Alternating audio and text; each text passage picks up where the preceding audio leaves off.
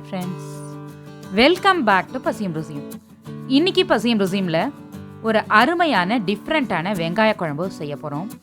வெங்காயத்தை மட்டுமே பயன்படுத்தி வெங்காயத்தை அரைச்சி செய்யக்கூடிய இந்த குழம்பு ரொம்ப சூப்பர்பான டெக்ஸ்சரில், சூப்பர்பான டேஸ்டில் அருமையாக இருக்கும்.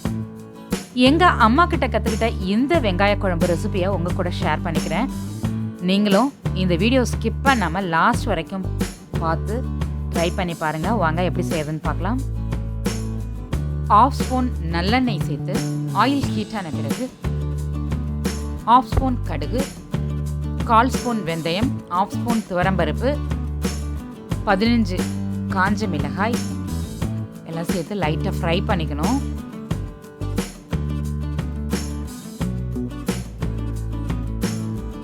இது கூட சின்ன சைஸ் பெரிய வெங்காயம் 1, சாம்பார் வெங்காயம் 6 ரெண்டையும் ரஃபாக கட் பண்ணி சேர்த்துக்கணும். ஒரு கொத்து கருவேப்பிலை சேர்த்து ஆனியன் நல்லா ஃப்ரை ஆகிற வரைக்கும் ஃப்ரை பண்ணி எடுத்துக்கணும். காரமான மிளகாயாக இருந்தால் நீங்கள் கம்மியாக ஒரு 8 மிளகாய் அப்படி சேர்த்துக்கலாம். இது ரொம்ப காரமே இருக்காது, அதனால தான் 15 சேர்த்துருக்கேன்.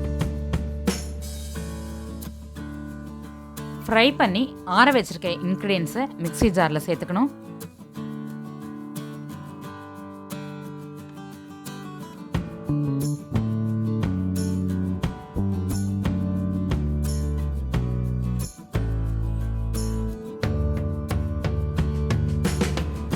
இது கூட இந்த குழம்புக்கு தேவையான அளவு உப்பு, 1/2 லெமன் சைஸ் புளி ஊற வச்சு சேர்த்துருக்கேன். இது எல்லாத்தையும் சேர்த்து அரைச்சி எடுத்துக்கணும்.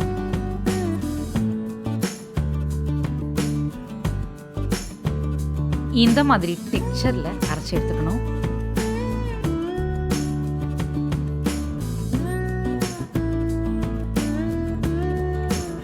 கடாயில் 1 ஸ்பூன் நல்லெண்ணெய் சேர்த்துக்கலாம் குழம்பு தாளிக்கிறதுக்கு.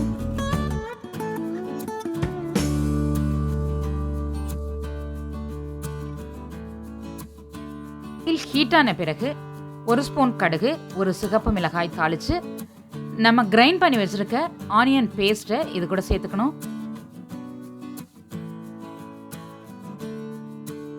இது கூட 3 கிளாஸ் தண்ணி ஆட் பண்ணிக்கணும்.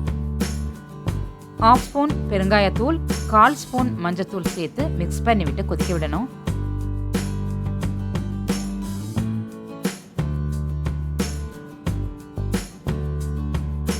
குழம்பு கொதிக்க ஆரம்பித்த பிறகு இது மாதிரி கொஞ்சமாக வெல்லம், 1 ஸ்பூன் நல்லெண்ணெய் சேர்த்து நல்லா திக்காகிற வரைக்கும் கொதிக்க விடணும்.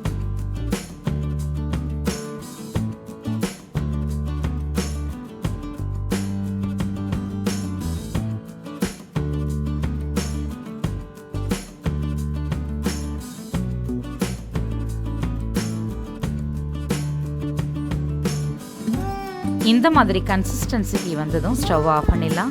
குழம்பு ரெடி. சூப்பர்பான வெங்காய அரைச்சி விட்ட குழம்பு ட்ரை பண்ணி பாருங்கள் நீங்களும். இந்த வீடியோ உங்களுக்கு பிடிச்சிருந்தா லைக் பண்ணுங்கள், ஷேர் பண்ணுங்கள். இந்த வீடியோவுக்கு கீழே உங்களுடைய கருத்துக்களை பதிவிட மறந்துடாதீங்க. வணக்கம்.